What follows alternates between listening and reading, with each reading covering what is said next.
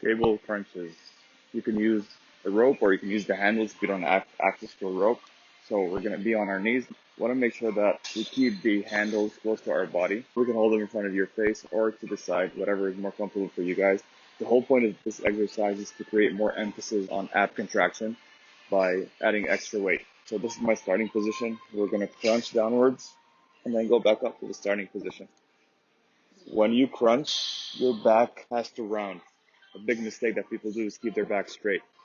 Crunch down, feel a contraction at the bottom, back up to the starting position.